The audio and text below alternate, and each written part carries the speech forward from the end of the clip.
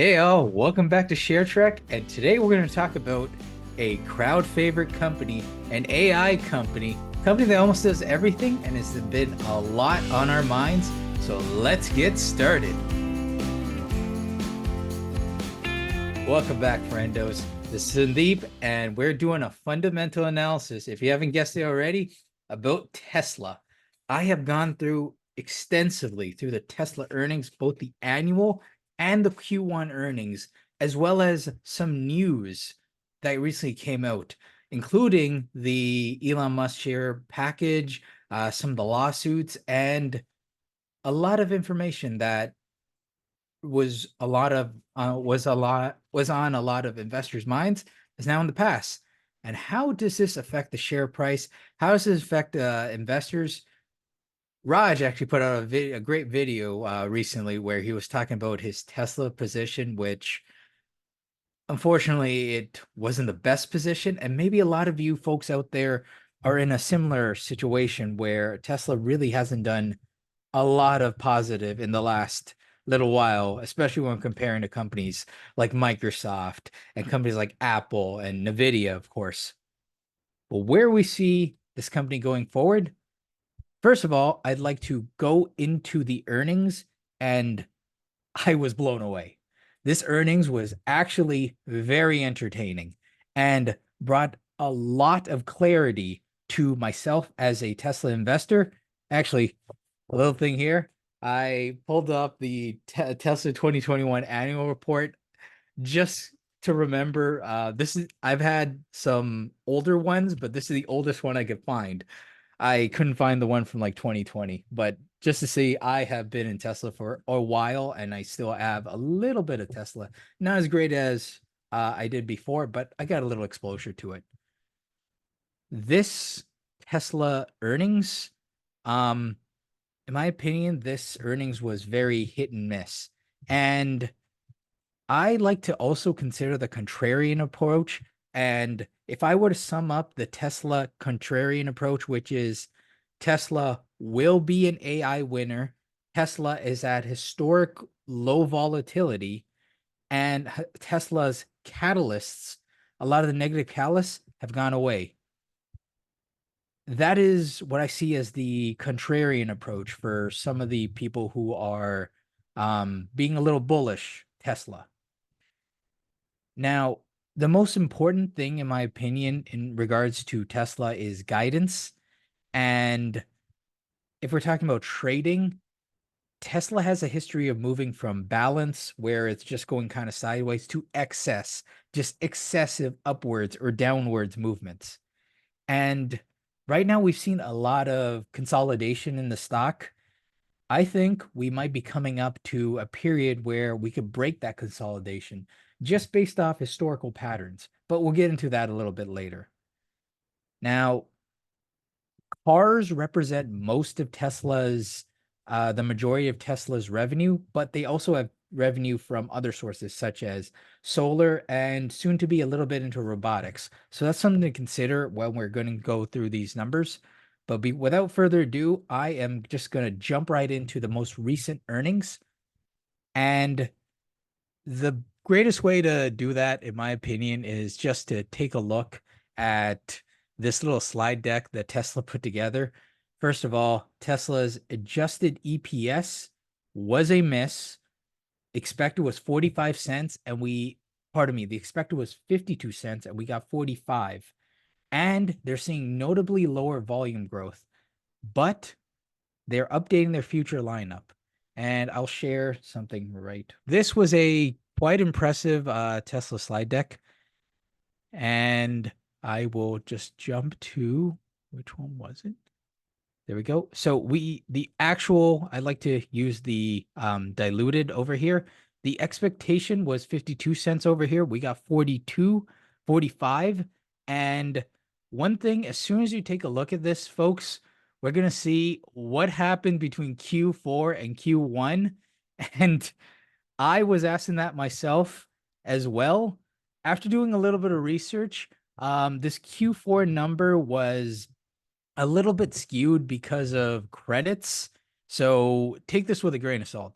But if we like to take a look at what the revenue is doing, one major concern of mine, the year-over-year revenue is down. And if we were to take a look at it as a trend, their automotive revenue and their overall revenue is starting to go down.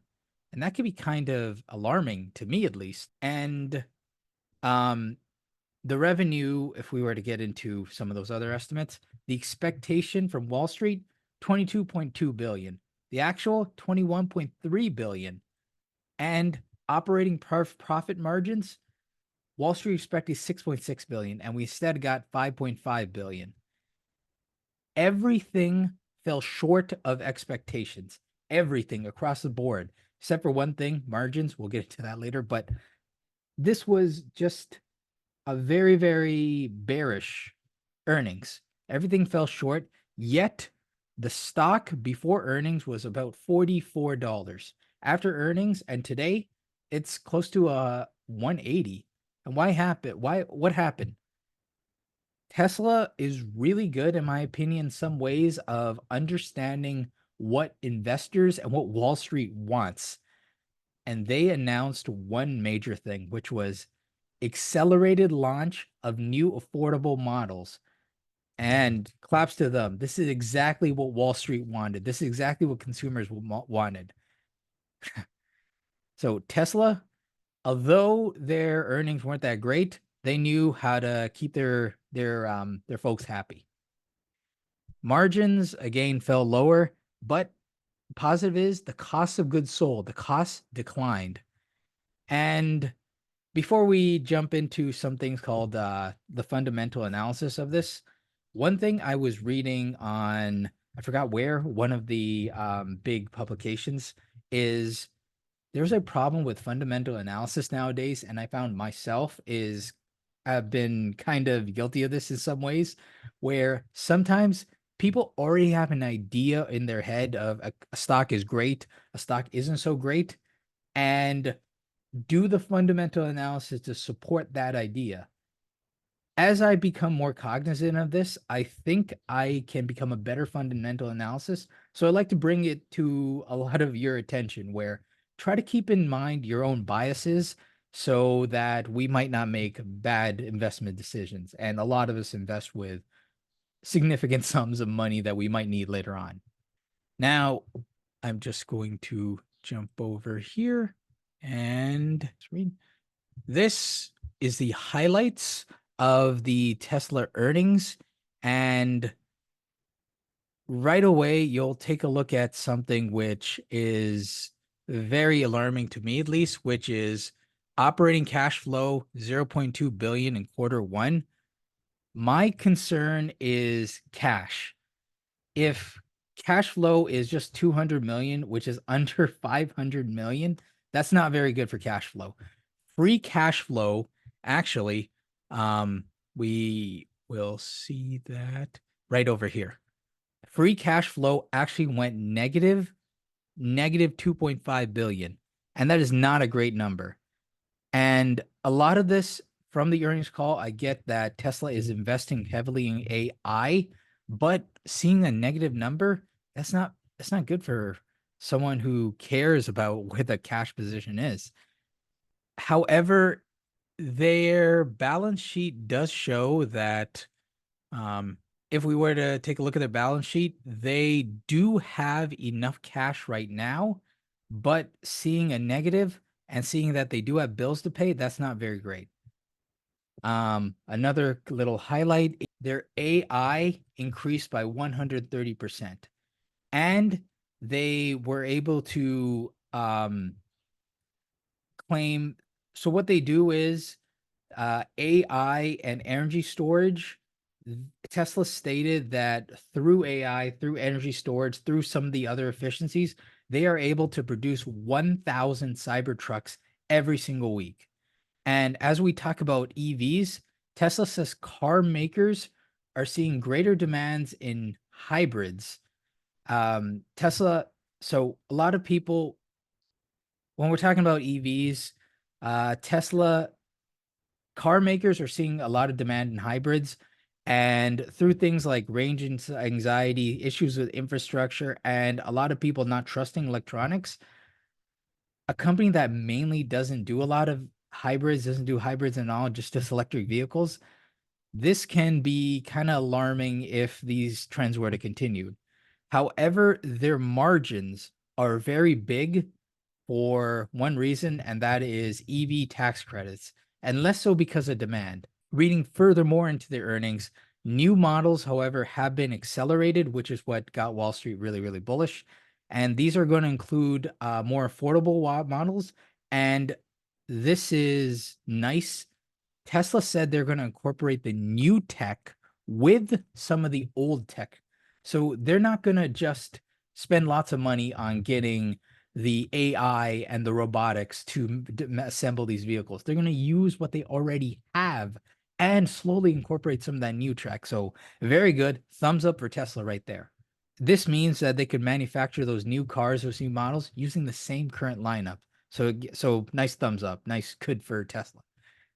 Now, this hybrid approach is pretty good right now, but in the future, they do think that they're going to transition more and put in much more of the AI because that is going to really increase some of the volumes and will allow them to sell more things like FSD, full self-driving, as they incorporate more of that AI. Now, Tesla in their earnings said the company is between two major growth phases, and they, by introducing new products and the volume growth, they are going to see notably lower sales and notably lower revenue, lower than 2023 in 2024. In 2023, we actually, if we were to take a look at some of their earnings, had 13 about what we saw a 37% growth rate increase from 2022 to 2023, and this year that's going to be considerably lower, a drop by about 10 to 20% according to Tesla. However, their energy deployment and their storage sector in revenue is outpacing their automotive sector.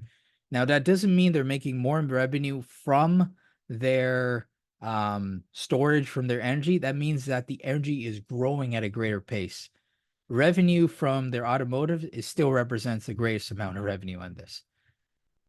They also claim to have sufficient liquidity, which from their little slide deck, I saw that they say that they have sufficient liquidity, which is really good. And that does not mean they need to dilute shares as of yet.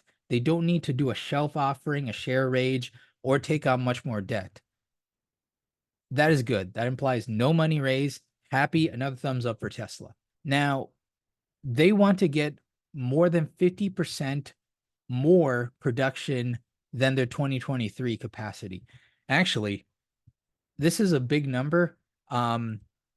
Anyway, Tesla said that they want to reach a capacity of 3 million vehicles before investing in new manufacturing lines.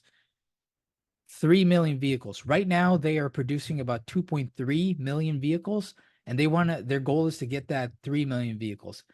I'm doing a little bit of conclusions and a little bit of a deduction here, but to me, when hearing that number, I think that means we're going to see no Giga Mexico and no Giga India, which a lot of my friends, a lot of the folks were a little bit excited of seeing Giga India. I don't think we're going to see that right now.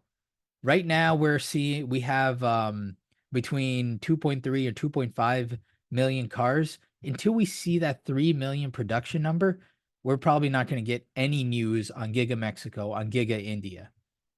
And once we get that 3 million, maybe the big brains over at Tesla will tell some news about building these new gigafactories. But until then, that's probably going to get pushed down the line.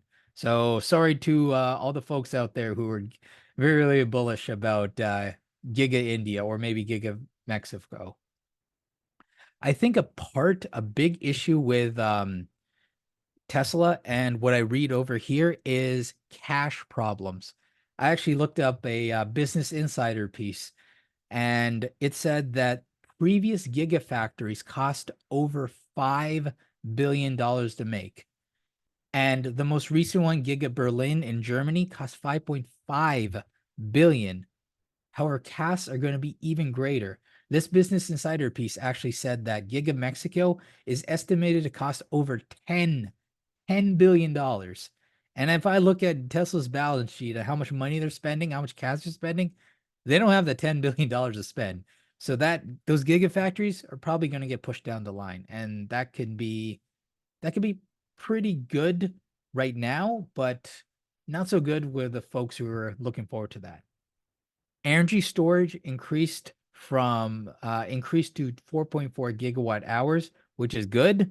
I don't know too much about the energy, but increasing shows more efficiency and shows a lot of positivity. But one of my main concerns is, and I will show you when I jump over here into the cash flow statement. And as Warren Buffett says, always start with cash flows. Right away, cash flow, I see, wow, look at that drop. Look at that drop between Q4 and Q1. That is a huge net income drop from 7.9 to 1.1. Again, that 7.9 number is inflated because of tax provisions, which I researched. That's why this number is so high. When you see like a great outlier like this, it's great to just go in and find out what's going on with that, because that's abnormal.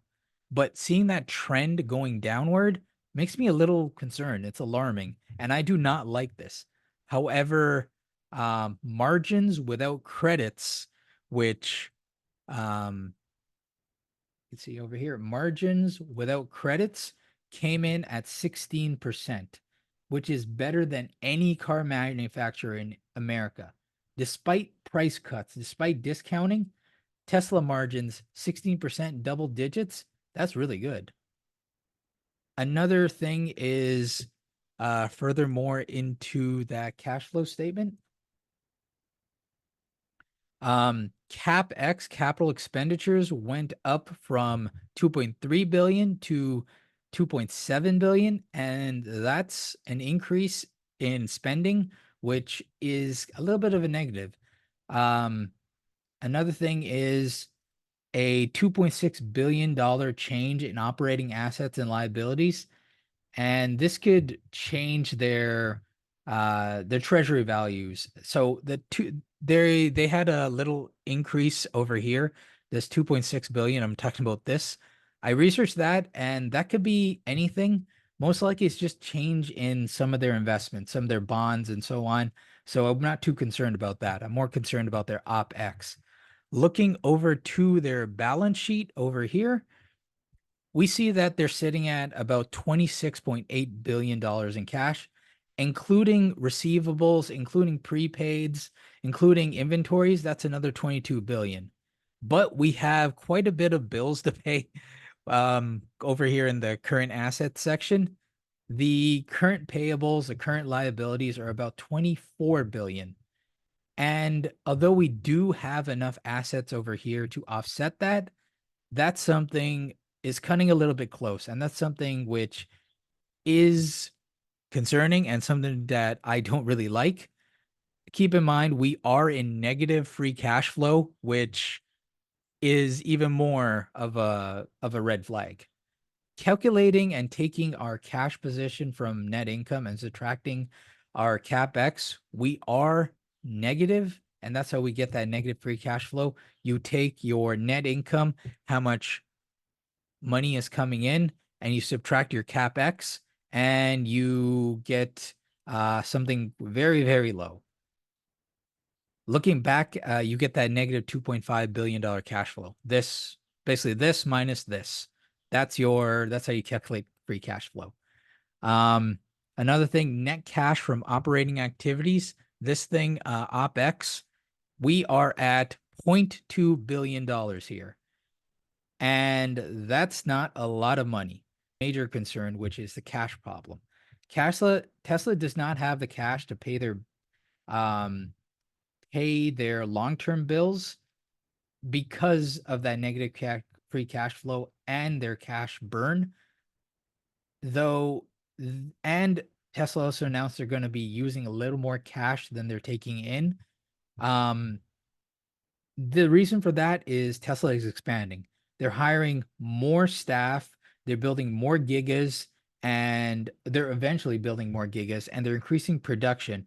And they are buying a lot, which I got from the earnings, a lot of NVIDIA AI chips. All this spending is making a lot of red flags go off. The OPEX margin of 5.5 and the adjusted EBITDA of 15.9. The fact that this is a positive, the fact that we're able to grow EBITDA margins, because it actually went up. The margins going up is actually pretty good. And net income attributed to stockholders is 1.1, and that's a big drop from their historic cash flow.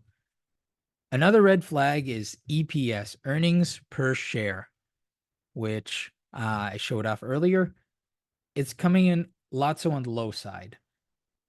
We see the EPS and the adjusted at 3.4 and 0.34 and 0.45.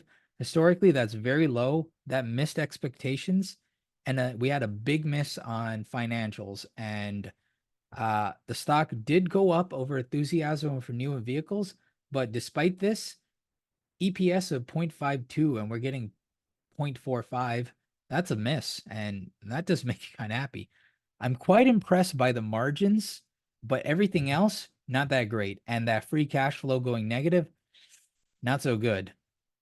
Now, I've talked a lot about this, but I am also gonna run over to their summary slide, which is Tesla says that the decline in some of the deliveries was due to Giga Berlin. Some of you folks might remember a couple of months ago, Giga Berlin had to shut down temporarily because they lost power because of a fire. And later on, Giga Berlin had some other halts because of some protesters. And actually, some of the German protesters stormed the Tesla site, which is a little bit alarming. Tesla could be using this, however, as a little bit of an excuse because after a little bit of discounting, the number of cars, Tesla might have produced enough cars, but like the number of cars they produced and the number of demand they had for the number of cars they sold still doesn't quite work out. So I think they might be using this Berlin issue as an excuse. Looking at some of the numbers of cars produced, they produced 440,000 vehicles, but only delivered 380,000 vehicles. So I think this isn't as big of a concern as a lot of people think. Another thing that they brought up is the strong US dollar is hurting their international businesses. And as we see rates going higher for longer, this could affect the company, and especially if they're burning cash. One day they may need to raise cash, but they don't think that's going to be an issue right now. So with high rates, this could mean it's very appealing for foreigners to buy US bonds, and high rates, a strong US dollar could be bad for exports, but good for imports. So Tesla buying things abroad could be nice. There's also big news over here in the FSD recognition. People right now are on trial right now for FSD because what Tesla did is because they released this thing called Auto Park. I did a little bit of research. Auto Park is a part of FSD, and what it does, it kind of helps out with some of the parallel parking or some of the regular parking. Because they Tesla released Auto Park, they were able to recognize some of that FSD revenue, which propped up margins and propped up revenue. So this earnings to me would have been a lot worse if Tesla was unable to recognize that FSD. Although Auto Park is a milestone, Tesla using Auto Park as that justification to recognize FSD is not that great. in my opinion. They kind of use it as a crutch to prop up these earnings in some ways. Tesla did state that they have a lot of problems. Those problems are from reduced selling price, having a discount, increased OpEx. Tesla cites this as AI and Cybertruck research and development, which they're calling cell advancements, whatever that is. And because of that, I see a lot of problems, though I do see a lot of positives. Positives include lower cost of goods sold per vehicle, showing efficiency. They are able to produce more vehicles with less money. And they're attributing this to lower raw material costs, lower freight costs, and lower duty costs, and energy generation, and storage. According to that, they because they're able to use these technologies, and because of Inflation Reduction Act credits, they are able to recognize much of this. They are able to become much more efficient, though that FSD revenue recognition is a little bit silly to me. Jump over to the operation slide. Battery deployment is up 4% year over year, which is a bit of which is kind of nominal compared to last quarter. Though what makes me kind of happy is the superchargers. It's had a huge ramp of 26%. That's really good for this eventual electrical future Tesla dream.